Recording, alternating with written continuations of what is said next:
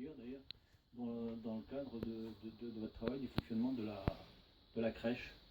Quelle importance il y a d'avoir des jeunes qui viennent régulièrement en stage?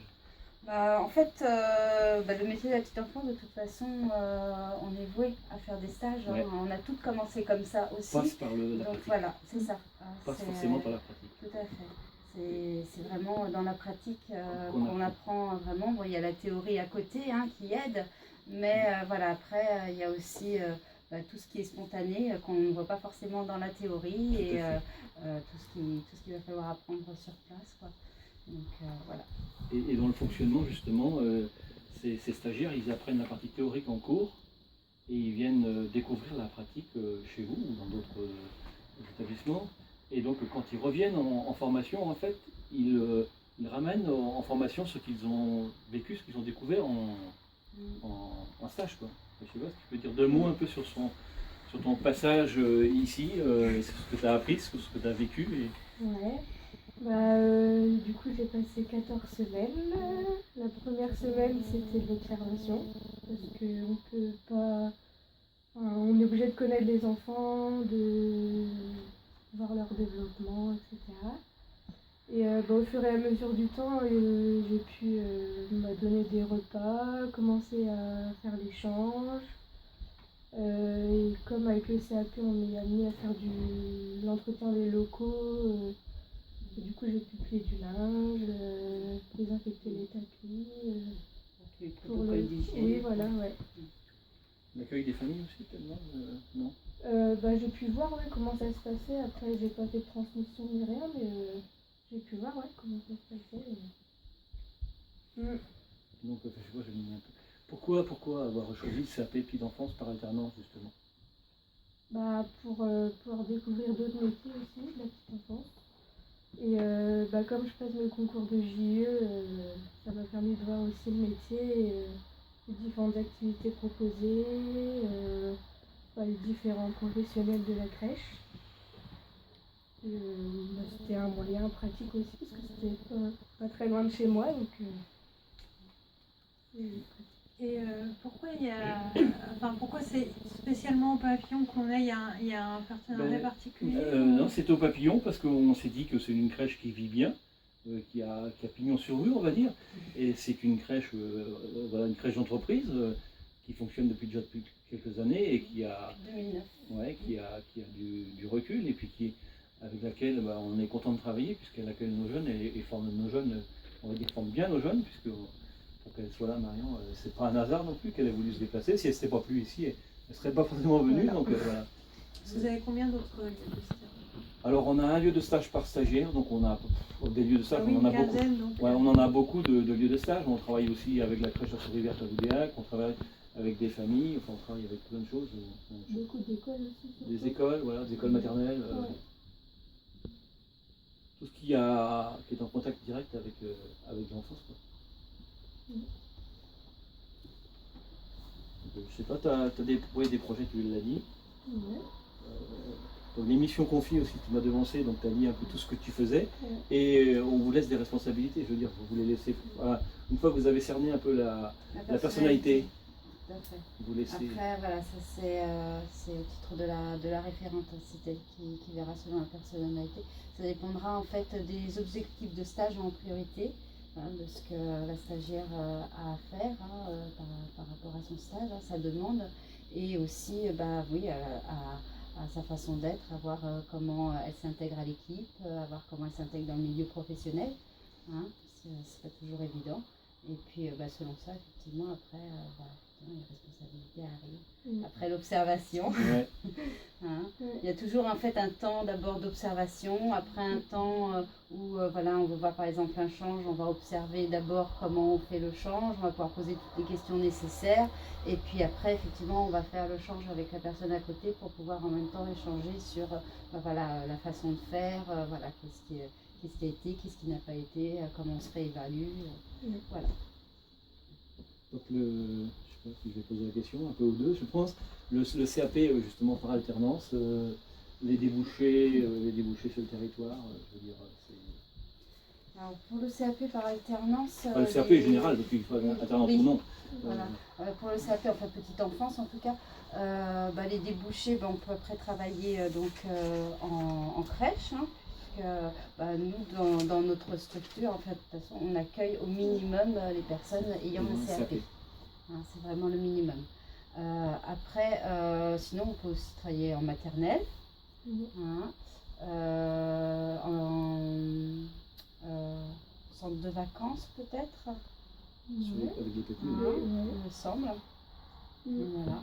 Puis après, par rapport au débouché, après, s'il y a une envie d'évolution, après, il y a le métier d'auxiliaire, le métier d'éducatrice, via la VAE ou alors en reprenant ses études. Et donc, toi, sur le moyen terme, on va dire, tu prévois quoi comme métier? Si j'ai mes concours éducatrice de jeunes enfants, et après, si j'ai mon CAP, je pense que si j'ai pas mes concours, je peux passer les concours de CAP avec le concours d'ADSEM. Donc des projets pour l'avenir. Ouais. Donc c'est un peu l'objectif de ces formations. Je disais tout à l'heure en extérieur que 95% à peu près des gens qui viennent en formation à la maison familiale, je ne connais pas les résultats ailleurs, mais ont derrière ça un emploi assuré parce qu'au cours de leur formation, ils ont acquis l'expérience du terrain et se sont fait des réseaux aussi, des réseaux d'employeurs qui, s'ils ne sont pas disponibles pour employer immédiatement, ont au moins des références qu'ils peuvent transmettre à des collègues.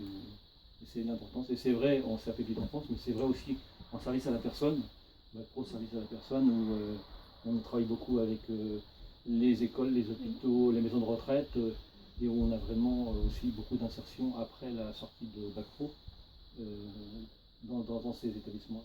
Donc l'importance de l'alternance, des stages, où on allie formation théorique, formation pratique.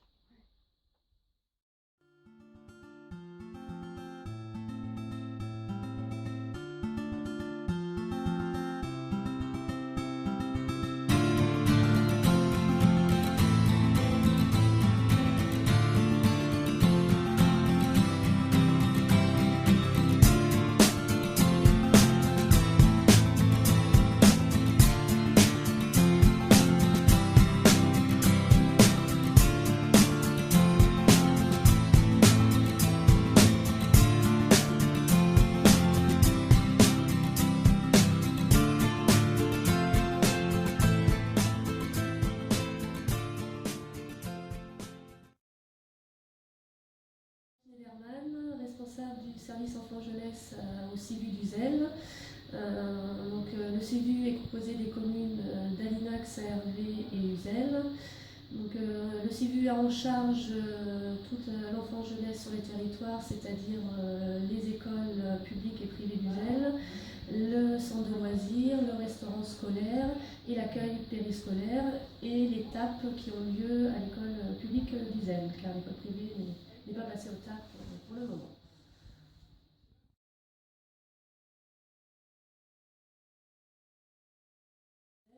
Au niveau de mon parcours professionnel, après un bac économique et social, je suis partie en formation BAPAT à Saint-Nazaire pendant un an. Ensuite, j'ai passé le BATEP et le BESAPT option sport de nature au CREPS de Dinard.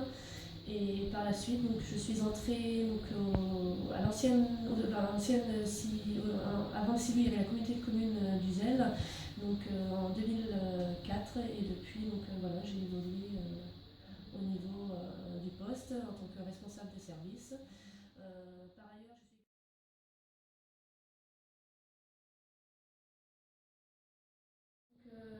le stagiaire vient se présenter avec sa demande de stage. Par la suite, j'analyse son courrier que je présente aux élus du CIVU qui me donnent leur aval. Ensuite, je rencontre le stagiaire afin de faire le point sur ses attentes au niveau du stage et pour présenter la structure.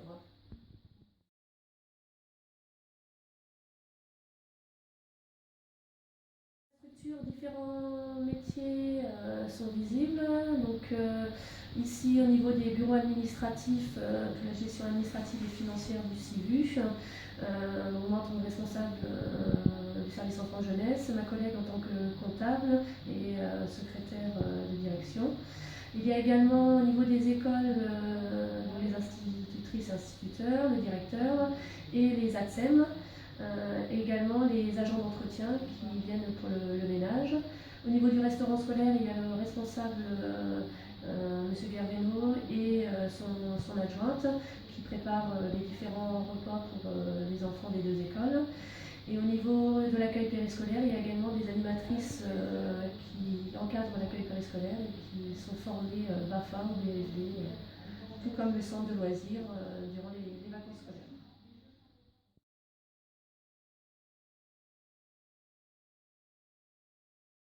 Les missions confiées aux stagiaires peuvent varier. C'est vrai qu'au tout début, ils sont forcément accompagnés d'une personne titulaire ou responsable de service.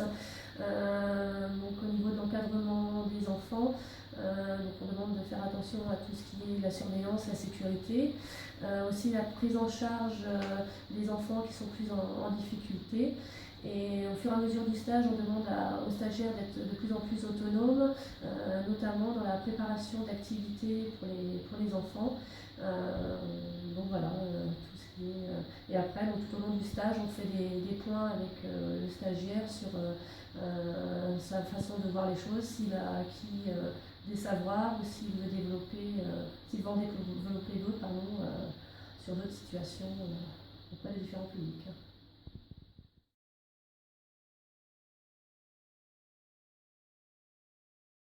Je trouve un réel intérêt pour toute personne qui souhaite travailler avec les enfants de moins de 6 ans, les tout petits, car c'est vraiment un public spécifique auquel il faut une attention particulière.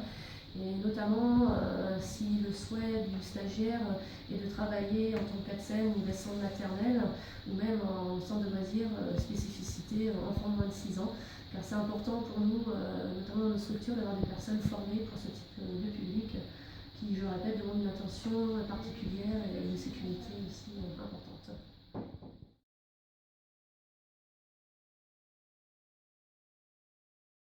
Pour moi, est une bonne chose. Ça permet aux stagiaires de se rendre compte de la réalité du terrain, de voir aussi les différentes facettes des métiers et de voir les différentes possibilités d'évolution de carrière. Et ça permet aussi aux stagiaires qui se présentent à un futur emploi de montrer qu'ils ont acquis une certaine expérience auprès de différentes structures.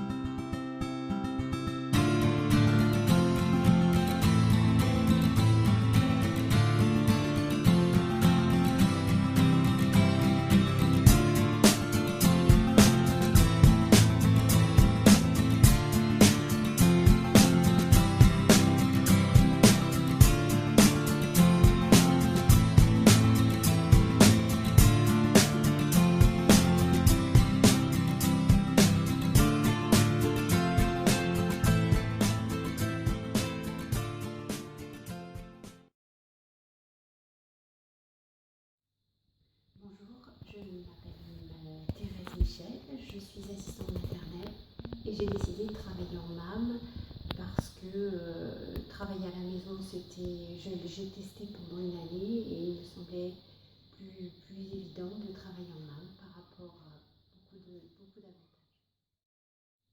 Je possède le bac professionnel agent de transport et à la suite d'un contrat CES, j'ai passé le CAP petite enfance et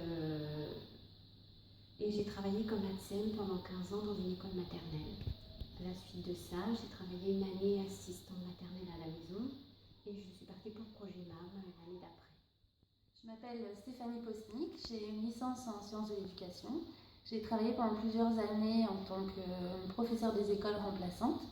J'ai fait beaucoup de remplacements en maternelle et en visitant la MAM, j'ai eu le coup de cœur et voilà, c'est pour ça que j'ai passé l'agrément et voilà, je suis assistante maternelle désormais.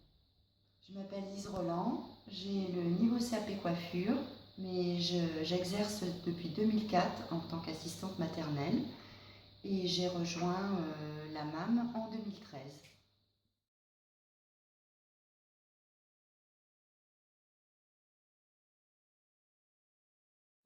Pour notre cas, nous avons décidé d'être 3, car les mètres carrés de la maison ne permettent pas d'être 4 totalement. Nous accueillons forcément 4 enfants en même temps et nous pouvons bénéficier d'un système de délégation qui nous permet de diminuer l'amplitude horaire, l'amplitude de travail dans cette maison.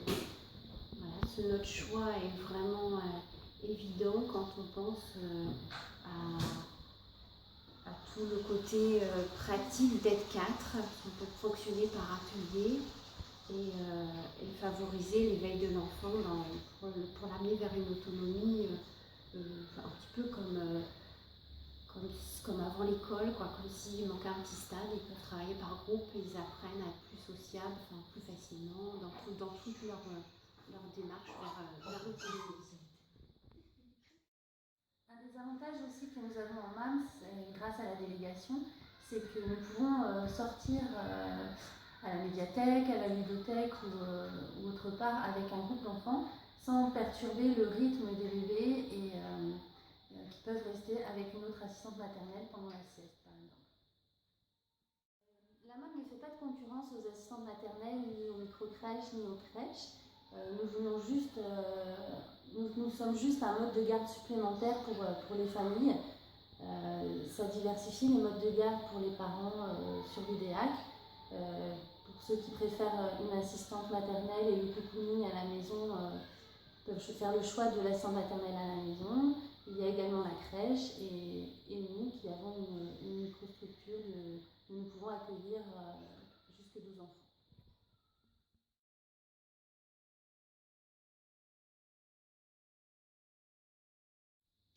À la MAM, nous accueillons plusieurs stagiaires, des élèves en formation service à la personne, des élèves en CAP petite enfance, des adultes en reconversion professionnelle, donc toute personne qui veut se professionnaliser dans le domaine de la petite enfance.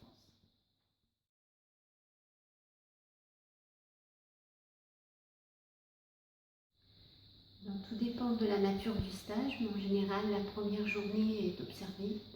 Et la deuxième, à partir de la deuxième journée, on invite les élèves à participer et prendre des initiatives.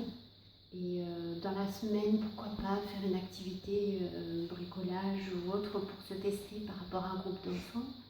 Et au fil de la semaine, le stagiaire va être responsable et essayer de faire comme s'il est en situation réelle et de s'occuper d'un enfant ou 2 enfants de différents âges pour tester ses capacités également. Voilà, nous restons vraiment avec l'élève jusqu'à ce qu'il puisse arriver à être autonome.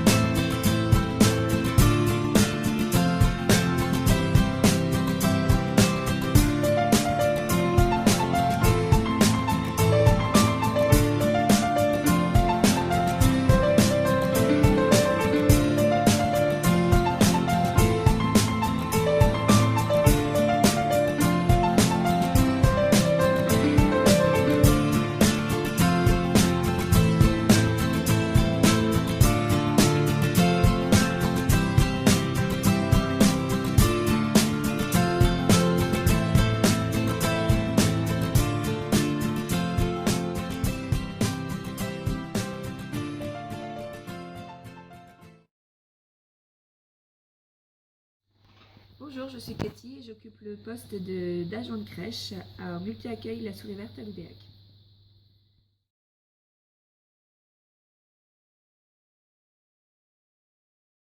Après mon bac, j'ai fait une formation CAP Petite Enfance à la maison familiale lors de la session 2006-2007.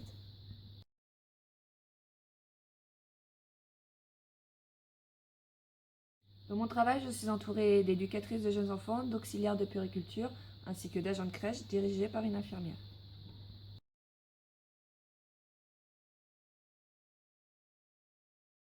La structure accueille aussi des stagiaires motivés pour ce métier, notamment dans le cadre du CAP Petite Enfance de la MFR.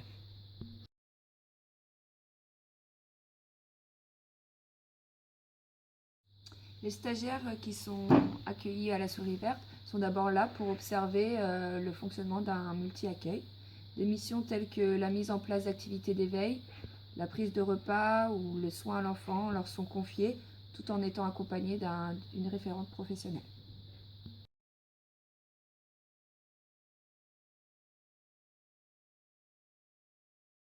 Je pense que c'est une bonne alternative pour s'imprégner du monde professionnel ainsi que de se rendre compte de la réalité du terrain.